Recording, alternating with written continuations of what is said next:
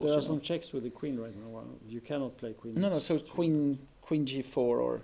Yeah, queen g4 is... Then of course the question is, what about if you swap queens? What will happen? But yeah. It should be winning. So this is the position. That's it. So we have someone who has played a good game, I guess, that might come. And it will be like a legend for you to take care of. So let's... Okay. Mr. Rozentalis, come here. Here. Yes. Hello. Welcome. Yeah, thank you. So, we're going to check your game. Yeah. So maybe you just present yourself a little bit for the viewers. Okay, I'm Eduardas Rozentalis from Lithuania. Yes. Actually, I've played in Rilton Cup quite a lot of times. And how many? Do you know how many? I think it's my 6th tournament. Yes. I'm not so sure. Yes, I mean, I have to count. I mean, it's not so easy. No. Yes. But I do remember that I was lucky to be first on time twice in this tournament. Yeah. So. Yeah. But it was long ago. I was a bit younger. Yeah. So which board were you playing on? I was playing board 14 today. There we have you. Yeah. So actually, I always liked this tournament, but somehow last time I played, I think 12 or 13 years ago. Somehow because of the pandemic, other tournaments and many things. Yeah. So I'm happy to come back. Yeah. So actually, I'm playing only very young players. Yeah. You play this guy. He's like, is he 15 or 16? Yeah, I think so. Yes. I mean, I think it's my 5th opponent who is under 20. Right.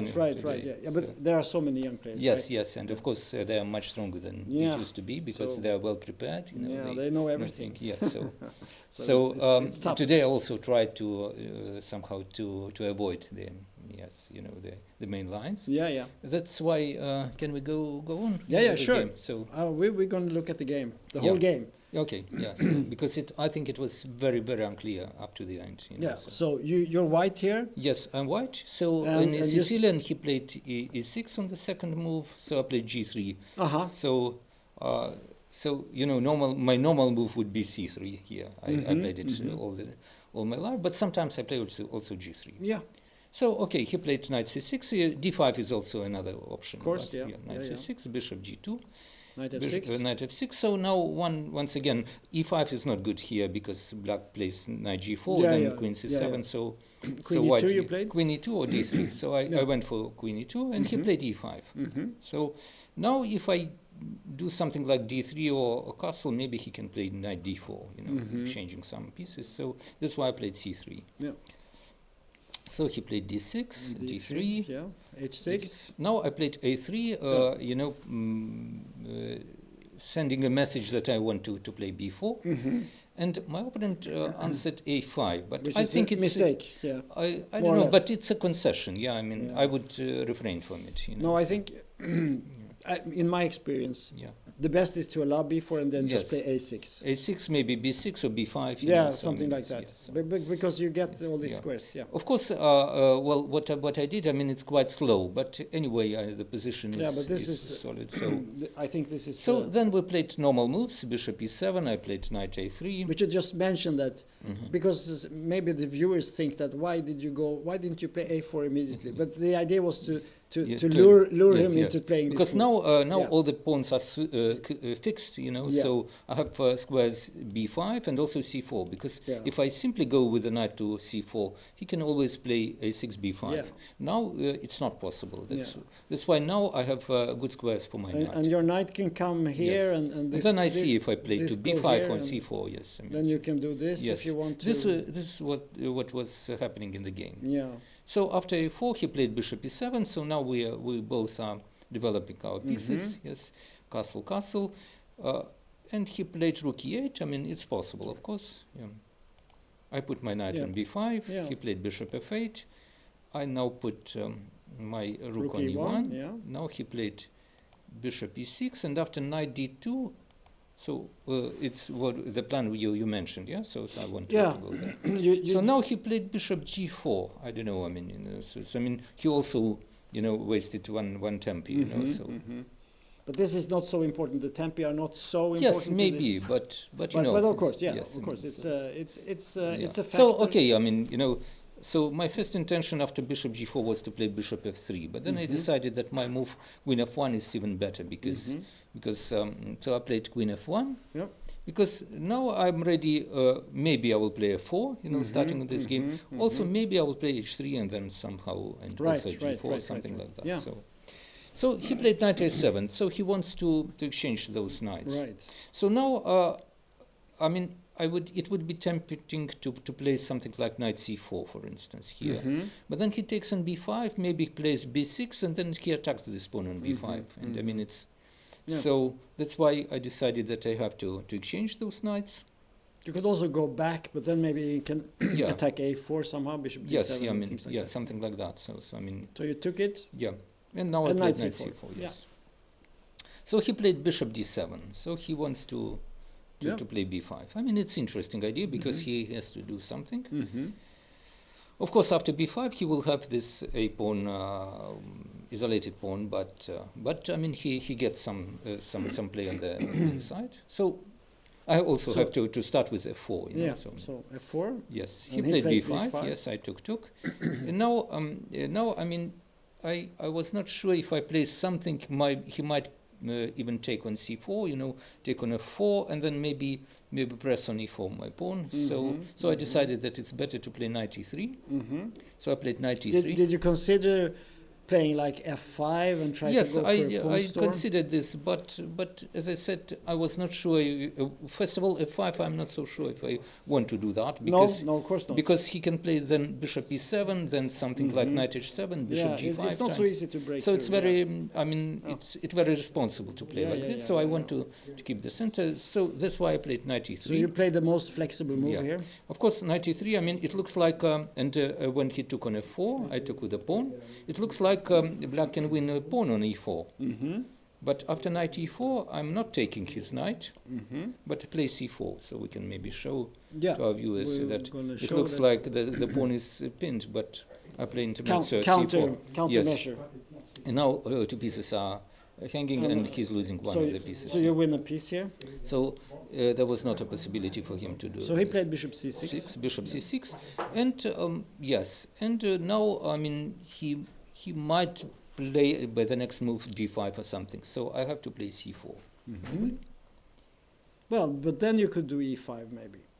Maybe, but I mean, I decided that I have to play like this. I mean, it's. I think this position is very complicated. Of course, I don't know how to assess it. So I think that then we played several. As usual, there are many ways. Yes. So I played c4. He played g6. It's a right move. Bishop d2. Yeah.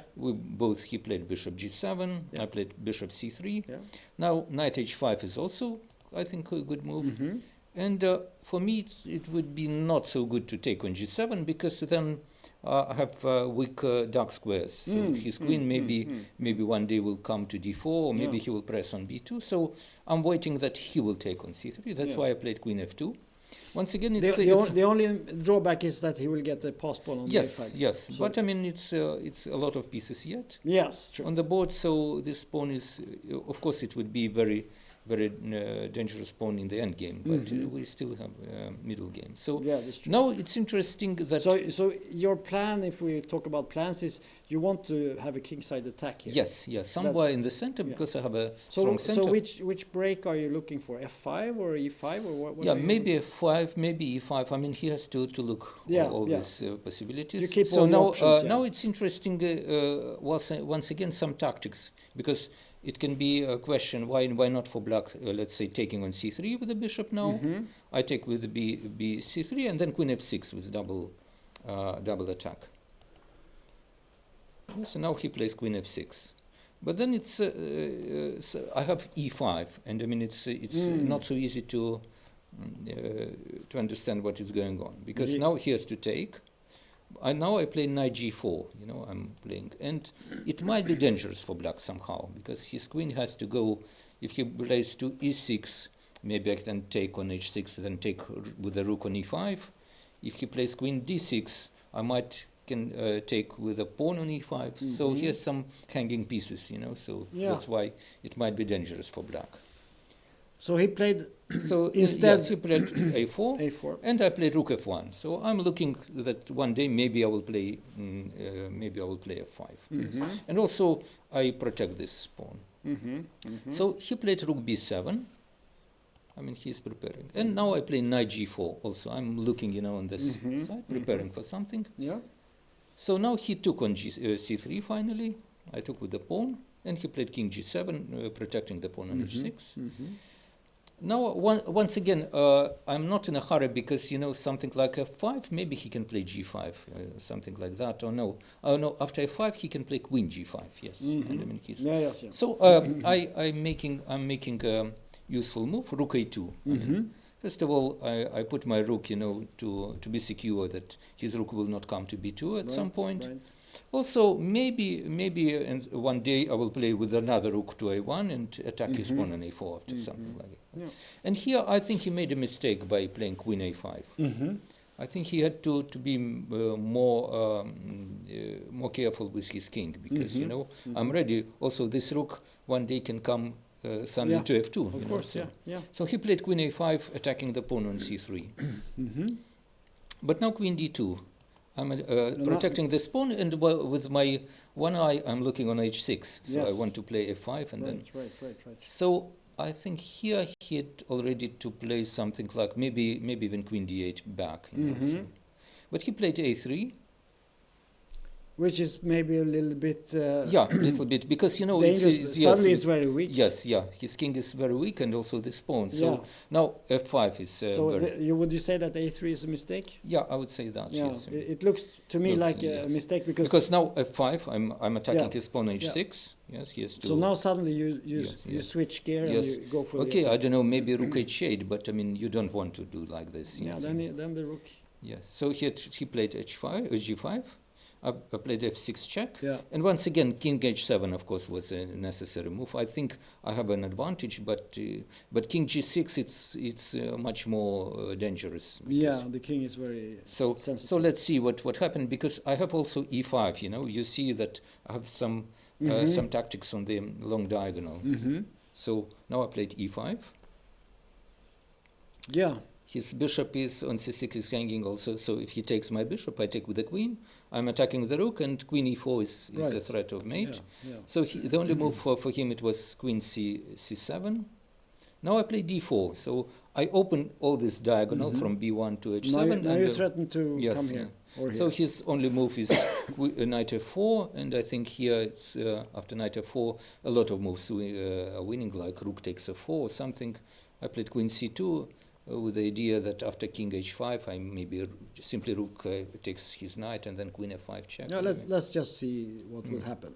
So probably I take on f5. Take here? Yeah.